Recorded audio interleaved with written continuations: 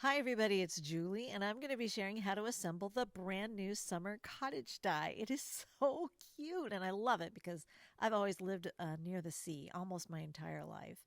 So I've die cut all the pieces here so you can see what comes with it, and I die cut the shape of the box itself, the panels, twice because you're going to need two of them to put this whole box together.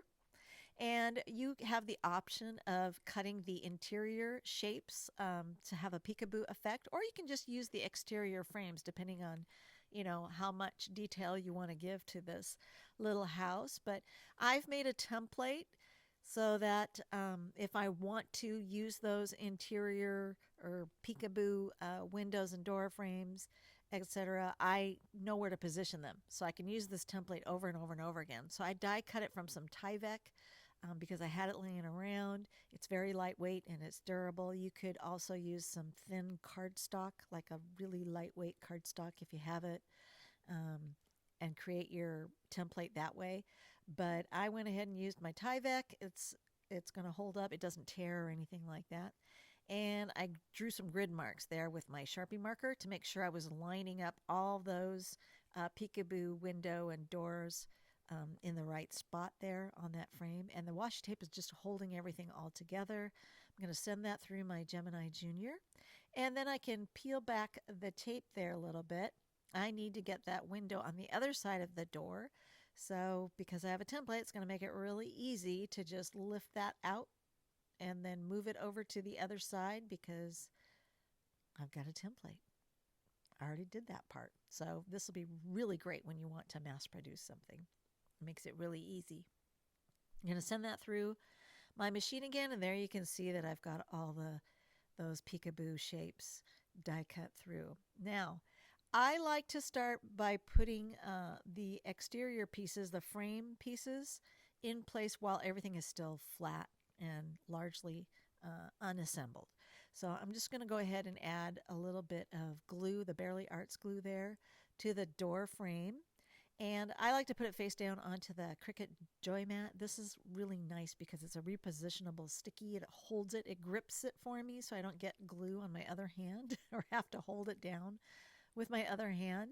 And then I can go over and use my tweezers to kind of get that in place. And it helps to kind of open the door there a little bit so you can see better what you're doing. And once I have that in place, I can then go around the perimeter there and press down firmly with my tweezers to make sure that it's anchored where it needs to be. And then I'll just add a little bit more glue to the door itself. And then I can close that down and it will all be glued like one unit. And then I'll just go ahead and use the same process to get the rest of those windows glued in place on the outside. And the embellishment pieces, you can try putting those on at this point, or you can save them for later. I usually save them for after I have the rest of the box assembled. So I'm just going to go ahead and get all the score lines creased really well and just use my fingertips. You don't need to use a bone folder at this point. Sometimes I think it's better to just use your fingertips at this point because it gives you a little bit more give as you're assembling things because we don't always line things up super, super perfect because we're not machines, right? But anyway, it gives you a little bit of manipulation there. So I'm going to add some of this double-sided sticky tape. This is the Score Pal tape. This is a 1/4 inch, and I like to angle the ends of the tape there on the flaps because then I get adhesive all the way to the end of the flap. And when I leave it squared off, I never really take the adhesive all the way up to the corners there where they angle. So I just try to cut the adhesive at an angle so I can get a complete piece of adhesive all the way there. Now on the lid, when you're going to close it, you can just use tape runner if you want. But for the body assembly, like for the sides and the bottom, I really like using that double-sided sticky tape because I think it has a really nice grip and it will hold everything together very strongly.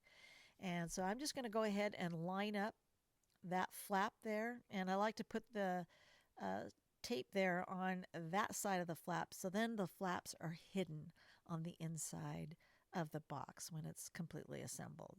So I'm just going to go ahead and fold that flap over, remove that adhesive, and then I can line up the other side, make sure I've got my score lines all square. This is what I was talking about when I said, just press the score lines or crease the four lines with your fingers instead of a bone folder, so that it's like a soft crease instead of a real hard crease. And it gives you that little bit of fudge room that you sometimes need because you didn't get it completely, squared off when you were mounting everything together. So, anyway, I'm going to go ahead and assemble the bottom flaps and just get those glued in place. And then it's time to go ahead and start assembling the roof. And I'm going to tuck those flaps in. I already put some of that tape runner on them, and I'm just going to go ahead and I would tuck my gift in at this point and then go ahead and seal these shut. You don't have to seal them shut if you don't want to, but I do. So now I'm going to take a look at the different pieces here. And like I said, this is the point at which I like to add the pennant banner and the Adirondack chair and the anchor. And then voila, my little house is finished. It's so adorable. Now here's one that I've already finished in some really pretty colors of cardstock.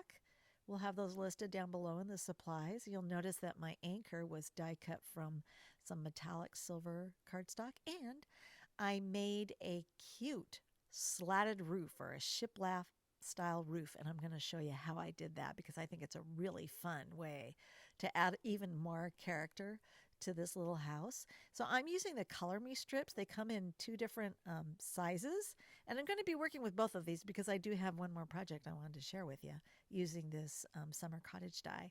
So I took the smaller of the large set of these Color Me strips, and the reason why we call them that is there's a little tab on the end that will allow you to hang on to it if you wanted to blend some ink onto that. It gives you something to anchor onto them. But we're going to trim that off. We're not actually going to do any ink blending, so I'm going to trim it off. I don't really need it. I just need 5 of these strips. So once I've got that whacked off, I'm going to line the first strip there onto my sticky mat here and grab the glue. And then I'll grab one of those second strips and just start to anchor that at the edge. So I've got about, it might be 1/8 of an inch overlap there, and the grid line on the joy mat there is helping me keep everything nice and straight because I have a really hard time keeping things straight if I don't have grid lines to kind of help me. So I'm going to get all 5 strips lined up there, and then I'm going to pop that off of the sticky mat. And because of the sides not being quite squared off or even, I for my own peace of mind, I like to do a little trim to get those edges there just all lined up perfect and square, and then I can trim this down. Now these are going to end up being 2¼ inch wide because I wanted some overhang on my roof. But if you didn't want any overhang, the depth of the house is about 2 inches, so you can also do it that way. Just cut those pieces to 2 inch in width, and you just want to make sure that your shiplap is going the same direction on the opposite side of the roof. And I just added a little tape runner to put those on top of each side of the roof, and there you go. You got a shiplap roof, and I think it is such an adorable way to finish off this house. And you could do this with any of our house dies. So just a fun, option. Now, I also wanted to share how to make a card with the same die. Now, I already cut it out of this other color cardstock, and I lined up my paper so that I was not having to die cut the bottom flap and that side part. And then if there's any excess there, I'll go ahead and trim that off on the sides. But I'm going to leave those roof flaps on there. I have a reason. There's a method to my madness. And then I'm going to use the exact same method I used on the box itself to cut out those interior shapes. And then once I have those done, I will add the exterior parts the same way I did before. And then I'm going to be working with the larger of the small Color Me strips. And I just need one of those, but I like to have some of these cut ahead in advance in white. So then when I need them, I can just, blend some ink on them, whatever color I need. But I'm working with white today. And I only needed one of these, and then I just cut it in half. And I'm going to glue it onto those roof flaps. So I'm going to get one on each side. So these are going to form the roof line to my little it's not a cabana. It's a cottage. I want to go vacation there. So I've got those lined up, and you'll notice at the top, I've got them crossing over. Now, there's a reason for this. I'll explain in a second. But I am using the tips of my tweezers here to kind of squeegee off the excess glue that kind of squeezed out there, and my baby wipe to clean off my tweezers. And then once I'm sure I've got all the glue cleaned up there and I've got those pressed down firmly, you can wait for it to dry, or if you're impatient like me, just forge ahead. Grab your scissors, and I'm going to line my scissors right up in the center. And when I cut through both of those, I'm going to end up with a perfect mitered roof there at the top. There's at the peak of the house, or at the peak of the roof. And then I can just go ahead and trim those off by hand on each of the sides there. And boom, I got a perfect little roof there. I'll trim off the excess from those roof flaps because we don't need them and we don't want them to show. And I'll just cut right there along the edge of the roof line there, and they're gone. And then I decided I wanted to back the windows with some vellum cardstock. Now, you don't have to do this, but I thought, what the heck, it'll look really cool. And you could also do this with the actual box itself if you wanted to turn it into like a tea light or something like, put one of those, battery operated tea lights inside, and so that it glows through the windows. That's a fun thing to do too. So I'm going to grab one of the landscape dies and die cut some white cardstock. And I'm using the waffle flower. Waffle flower came out with this really cool tool for ink blending and doing other things. And it's made of silicone. And I just decided I would test it out. And it worked really spiffy. I was super impressed with it. And I used that to do my ink blending. So I didn't have to tape or use a magnet or anything to hold down that piece of cardstock. It just held it, gripped it to the surface really easy for me. So I was like, this is awesome. So now I'm going to make some pencil marks and use my paper trimmer to trim that down to fit my card front.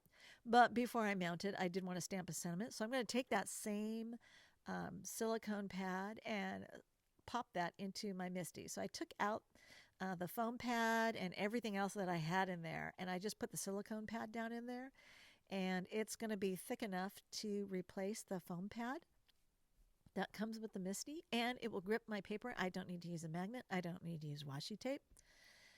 I don't even need to use a sticky mat. That silicone pad is going to grip that cardstock for me just perfectly. Just perfectly. So then I'm going to stamp Life's a Beach from this Let's Chill stamp set by Heather. And I'm using some Concord and Ninth sorbet ink to ink that up. And I did use some Buttercream by Catherine Pooler to do my ink blending in that really soft color there to resemble sand. And then I put some double thickness of foam tape on the back of that panel so I could pop that up. And I wanted to add an Adirondack chair, and I just wanted to show you I die cut 3 of those and glued them together to create more of a chipboard effect. You don't have to do that, but for me, that's a heck of a lot easier than trying to put foam tape on the back of something like that. It's just easier to die cut a couple shapes and glue them all together. And then I did the same thing with the anchor, added some twine to that, and then I used glossy accents to glue it down because it sets up really fast and it dries crystal clear, and it's great for adhering things that are chunky onto your card. So I thought this turned out so cute, and I love that you have an option for creating a card as well using the Summer Cottage Die. Have fun with this brand new die. The whole release is available at ellenhutson.com. Thanks for watching.